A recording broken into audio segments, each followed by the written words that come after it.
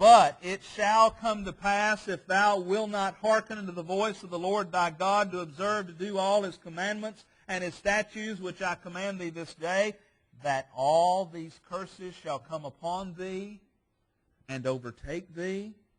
Cursed shalt thou be in the city, and cursed shalt thou be in the field. Cursed shall be thy basket and thy store. Cursed shall be the fruit of thy body, and the fruit of the land, the increase of thy kine or cattle, and the flocks of thy sheep. Cursed shalt thou be when thou comest in, and cursed shalt thou be when thou goest out. Verse 20. The Lord shall send upon thee cursing, vexation, and rebuke in all that thou settest thine hand unto for to do, until thou be destroyed, and until thou perish quickly, because, here are the consequences, of the wickedness of thy doings, whereby thou hast forsaken me. Verse 21. The Lord shall make the pestilence cleave unto thee, until he have consumed thee from off the land whither thou goest to possess it.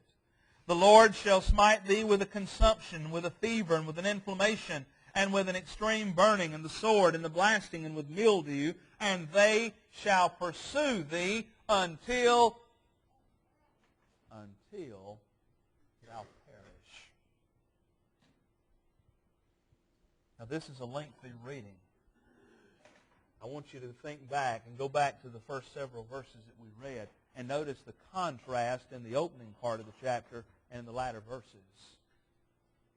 In the opening part of the verses, what did God say? He said, if you obey me and serve me, I'll bless you. I'll give you all of these good things. In the latter part, he says, but if you forsake me, if you turn away from me, notice the consequences. The very opposite will be true.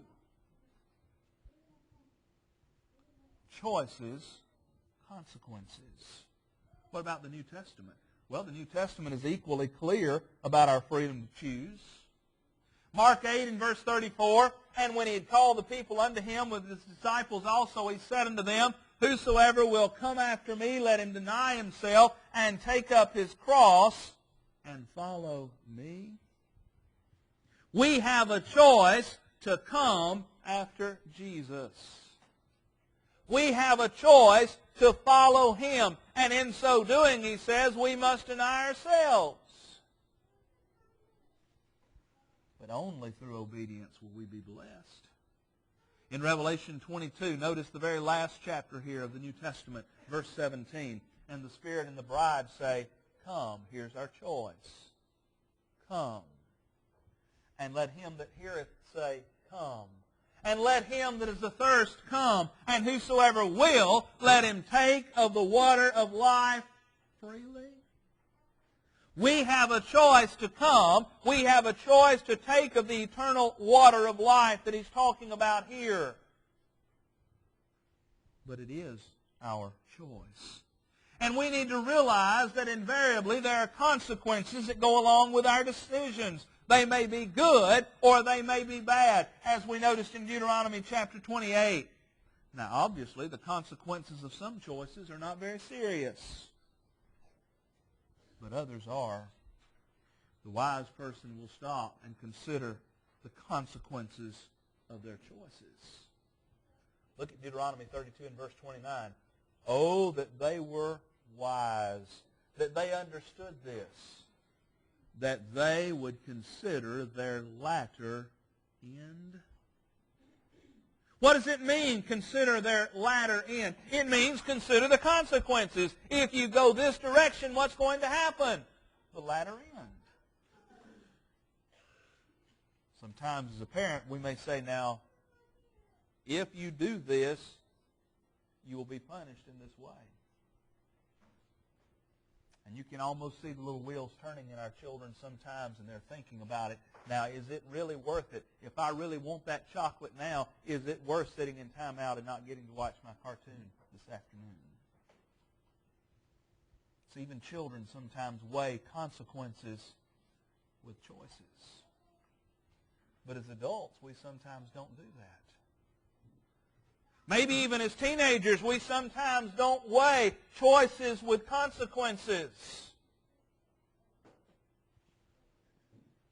Probably many, especially of our young people, and some some adults may have seen, but our county has put together a semi-trailer with 3 wrecked vehicles on it. And it's traveled all over Shelby County, and it's been in 3 or 4 adjoining counties. And there's a sign there under each of the wrecked vehicles. These vehicles were collected from several states, and they all tell a story of tragedy, a story of consequences. The first vehicle on there is, I think it's a car, perhaps a ski-on. It's really hard to discern.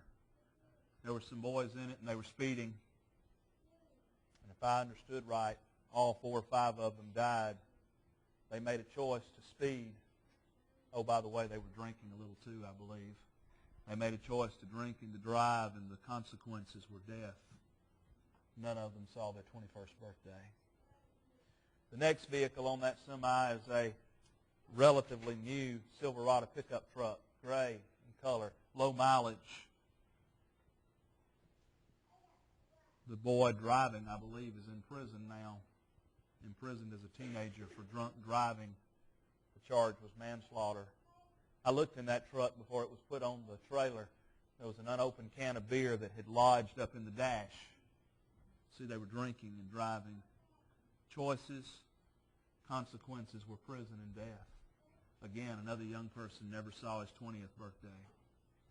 The third vehicle tells an equally tragic tale. It's a BMW, 2-door, silver, pretty car. The young lady driving it was either a senior or had just graduated. I don't recall which. She was text messaging while driving. She went through a traffic light and didn't see the oncoming car that T-boned her. She's paralyzed. She'll never walk again.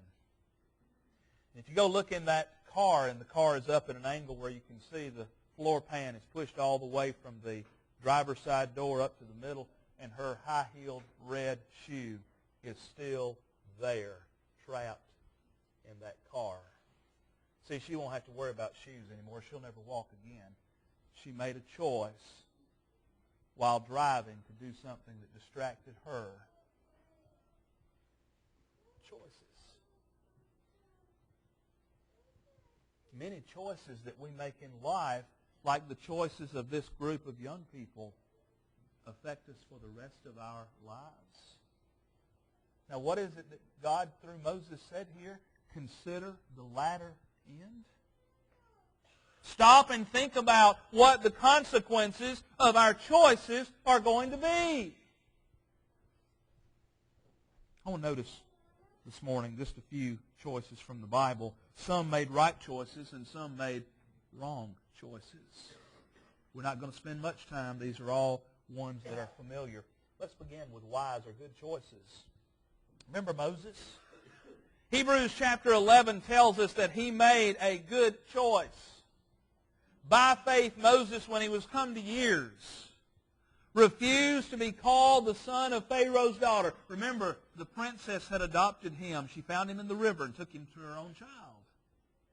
He refused to be called the son of Pharaoh's daughter, choosing rather to suffer affliction with the people of God. They were slaves in Egypt, remember?